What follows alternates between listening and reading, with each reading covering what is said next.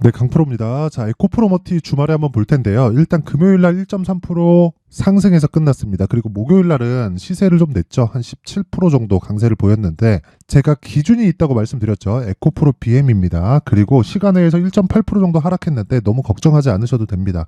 뭐 시간에 좀 빠진 거는 있죠. 근데 일단 매수할 수 있는 구간을 2월 7일 전후로 보셔야 되고 2월 7일 수요일입니다. 그러니까 이제 기간상으로도 조정이 끝날 때가 왔다. 그리고 추가적으로 하락하기 위해서는 에코프로 BM이 완전히 박살나고 급락이 나와야 되는데 에코프로 BM의 지금 시가총액은 20조입니다. 이걸 밸류에이션 계산을 해서 지금 실적 얼마인데 시가총액이 20조야. 이거 말이 돼? 이렇게 볼 수도 있어요. 근데 이거 완전히 잘못됐다고 이야기를 드렸죠. 시장의 평가를 믿자. 시장의 평가는 뭐예요? 7월 달에 발생했었던 58만 원이 고점이고요. 그리고 60%, 70%씩 빠져서 18만 원까지 또 빠졌습니다. 그리고 나서 다중바닥을 형성하는 구간에 있습니다. 자, 이런 이야기를 제가 왜 드리냐면요. 올라가는 주식은 무조건 다 비싸요. 그렇죠? 올라가는 주식 중에 싼 주식은 없습니다. 그래서 뭐 책에서 배우는 뭐 밸류에이션이 어떻고 이딴 소리 있죠. 이딴 소리는 그냥 헛소리라고 다들 보시면 돼요. 왜 그러냐면요. 주가는 미래 가치를 반영하기 때문이고 그런 부분을 어디서 볼 수 있느냐. 2020년, 21년 그리고 23년도에 에코프로 그룹주가 얼마나 많이 올랐는지 아실 겁니다. 20년과 21년도에 15배, 그리고 23년도에 15배. 그래서 에코프로 기준에서 150만 원, 에코프로 BM 기준에서 58만 원, 거의 한 60만 원까지 갔죠. 그리고 에코프로 머티리얼즈도 상장 시점의 기준에서 보잖아요. 그러면 한 4배에서 5배 정도 주가가 올랐습니다. 4만 원에서 24만 원대까지 올라갔으니까 뭐 한 5배 전으로 주가가 올라간 거죠. 그러면 이게 실적이 그만큼 좋아졌느냐? 보잖아요. 그러면 그렇게 좋아진 건 아닙니다. 자, 내용 한번 보세요. 에코프로 BM의 실적 한번 보면 실제로요. 2020년도부터 쭉 봐서 22년도 4천억이라고 잡고 2년 동안 얼마나 좋아졌죠? 8배 좋아졌습니다. 엄청나게 실적 성장이 나왔지만 주가는 몇 배 올랐어요? 에코프로 만 원에서부터 150만 원까지. 그쵸? 몇 배 오른 겁니까 이거? 계산도 안 되네 이거. 그쵸? 1500%에 15,000% 올랐어. 150배. 그쵸? 150배. 그쵸? 150%가 아니라 150배입니다. 150배. 그만큼 많이 올랐다. 그러면 주가는 뭐 한다는 겁니까? 실적보다 주가 상승이 가파르다. 그러면 올라가는 주식은 비쌀 수밖에 없다는 거죠. 그러면 우리가 뭘 해야 된다는 거예요? 첫 번째 구간을 공략하자. 그 첫 번째 구간은 뭐라는 소리입니까? 신고가 종목이다. 그러면 지금 2차 전지 중에서 뭘 해야 돼요? 신고가 종목을 매매해야 되죠. 그게 뭐예요? 에코프로 머티리얼즈입니다. 근데 가격을 확인하라고 이야기를 드렸고 확인하는 과정에서 에코프로 BM을 철저하게 파악을 하자. 그쵸? 왜? 에코프로 BM의 시가총액의 50% 기준에서 매매를 해야 되니까 지금 다른 쪽으로 시장에 눈이 쏠려 있어요. 뭐 2월 달에 발표하는 뭐 기업 밸류업 프로그램이라고 해가지고 뭐 PBR 저평가 가치주를 기존에 받을 수 있는 평가치까지 받자. 그래서 대장주를 보잖아요. 그럼 뭐 기아차 같은 그런 종목입니다. 근데 애초에 이런 종목도 12월 달에 뭘 만들었어요? 신고가 만들었다. 근데 23년도 확정치가 나왔고요. 22년도 기준에서 PBR이 0.6배입니다. 자, 자산 가치를 보면 알겠죠? 자산 총계를 보면 81조입니다. 근데 시가총액 얼마예요? 48조. 추가적으로 상승할 폭 얼마예요? 한 30조 정도 되겠네요. 그쵸? 그러면 올라갈 수 있는 폭은 100% 정도 된다. 그래야 PBR 1배가 된다. 그쵸? 그러면 우리가 지금 바로 뭘 해야 돼요? 공략할 수 있는 타점을 찾자. 타점이 중요하다는 거죠. 그러면 요 내용을 에코프로 머티에다가 그대로 적용시켜서 보면 단순히 싸게 산다고 중요한 게 아니라 최대한 보유 기간을 낮출 수 있는 가격대를 찾아야 된다는 겁니다. 그래야 그쵸? 기아를 다시 보여드릴게요. 애초에 우리가 여기서 사고 여기서 사고 여기서 사고 이 구간을 다 지난다고 생각해 보세요. 한 달, 두 달, 세 달, 네 달, 다섯, 여섯, 6개월 만에 이렇게 올라가요. 그러면 여기서 파니까 더 올라가요. 고가에 또 물려. 이런 상황 만들지 말라는 겁니다. 그리고 여기서 내가 보유할 수 있을 거라고 장담도 못 합니다. 10월 달에 시장 안 좋아, 시장 안 좋아 이러다 보면 주가가 올라갔는데 올라가는 과정에서 주도주가 되는 건 먼저 신고가를 만든 종목이다. 그리고 나서 호재가 터지니까 먼저 올라간다. 어떤 종목이 신고가 종목이. 그러면 지금도 어떤 상황이라는 거예요. 2차 전지 매매를 해야 될 때는 애초에 신고가를 가장 나중에 달성한 종목이 그게 주도주가 될 수 있는 확률이 굉장히 높다는 겁니다. 그러면 거기서 우리가 가격대를 찾고 매매할 수 있는 상황을 만들어야 되는 거죠. 근데 그 기간에 대한 부분까지 우리가 생각을 하면 지금 뭘 해야 된다는 걸 확인하고 매수를 하자. 근데 그 기간 최종 기한이 언제예요?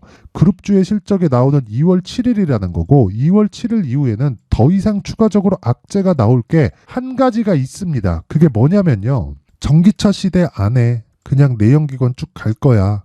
이 내용이 나오면 돼요. 근데 이게 가능하겠어요? 불가능합니다. 하지만 보유기간을 우리가 줄이기 위해서는 뭘 해야 돼요? 가격대를 잘 잡자. 근데 신고가 구간의 가격대를. 그쵸?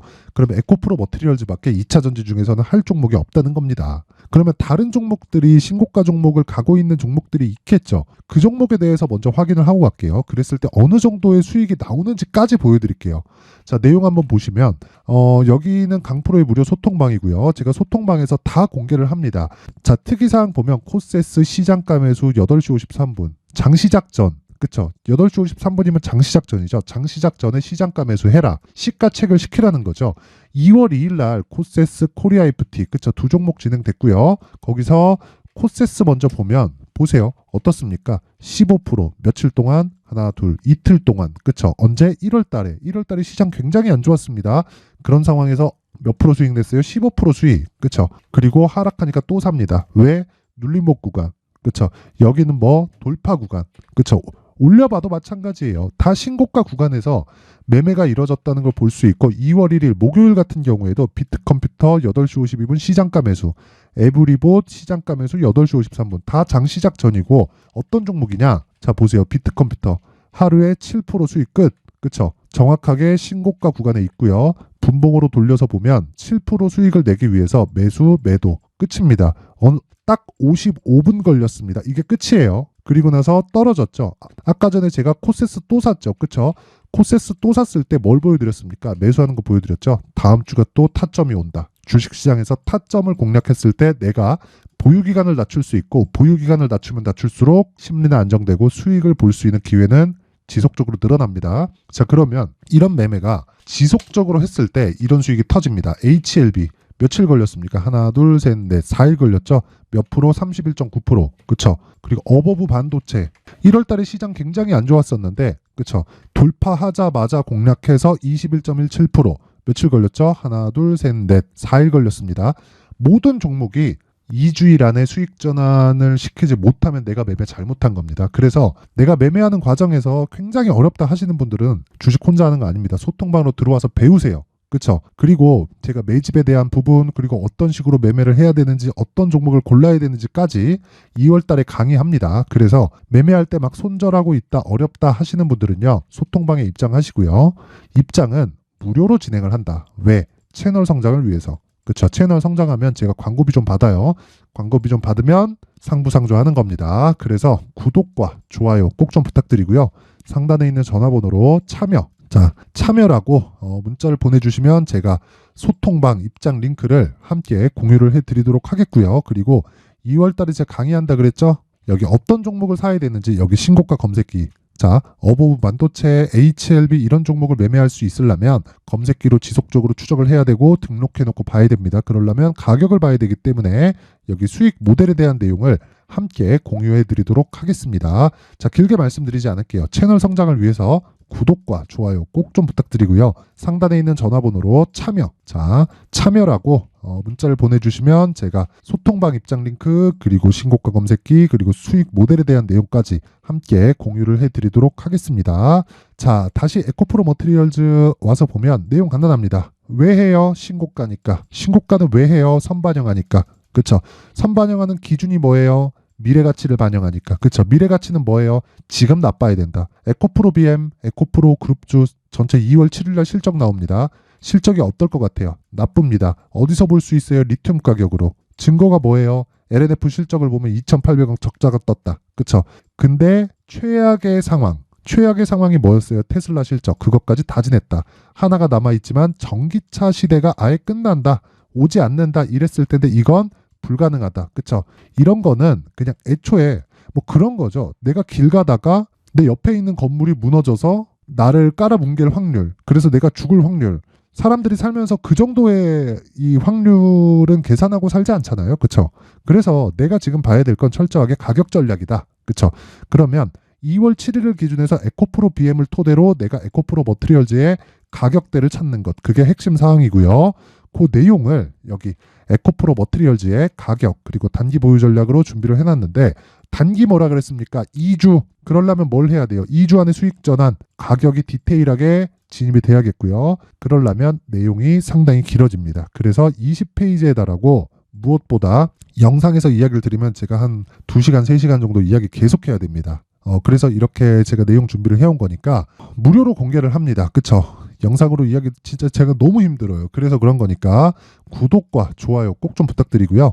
상단에 있는 전화번호로 머티라고 문자를 보내주시면 제가 에코프로 머티리얼즈의 가격 그리고 단기 보유 전략을 함께 공유를 해드리도록 하겠습니다. 자, 항상 시청해주셔서 진짜 감사드리고요. 무엇보다 신고가에 대해서 제가 계속해서 강조를 드리는데, 그 신고가는 진짜 100번 강조해도 부족하지 않습니다. 그쵸? 아까 전에 뭐 기아나 뭐 삼성물산 이런 것들 제가 다 보여드렸죠. 기업 밸류업 프로그램을 1월 24일 날 2월 달에 발표한다고 얘기를 했는데 12월 달에 이미 다 신고가 가버렸어요. 그럼 우리는 시장 주도주를 공략할 때 신고가를 공략해야 되는 게 맞죠? 그러면 신고가를 공략했을 때 어떤 종목을 공략해야 되는지, 그로 인한 결과는 어떻게 나오는지를 제가 상세하게 준비를 해놨으니까 영상 끝까지 시청하시고요.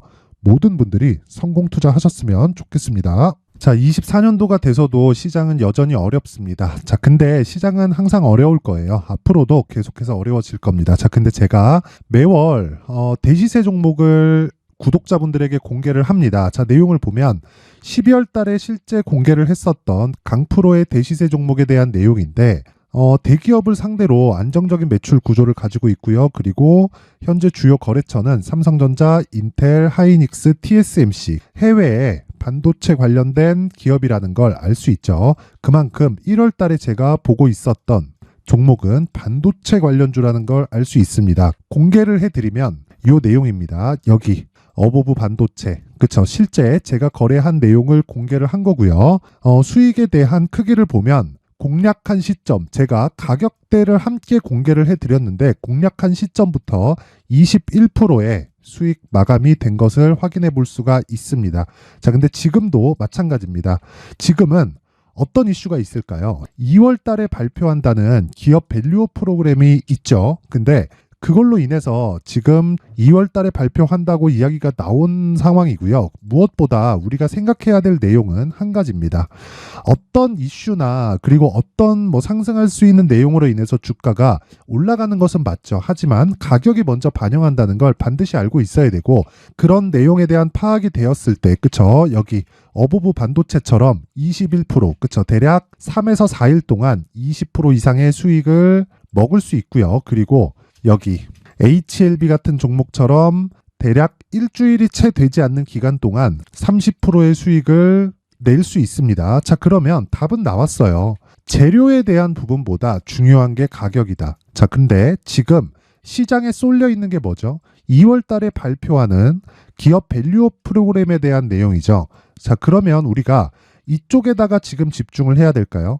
그 내용을 한번 보겠습니다. 기아차의 차트를 보면요. 1월 24일 날 정부단에서 입김을 불어넣은 이후에 시세가 강하게 발생한 것처럼 보이지만 애초에 12월 달부터 신고가를 달성했다는 걸 확인할 수 있습니다.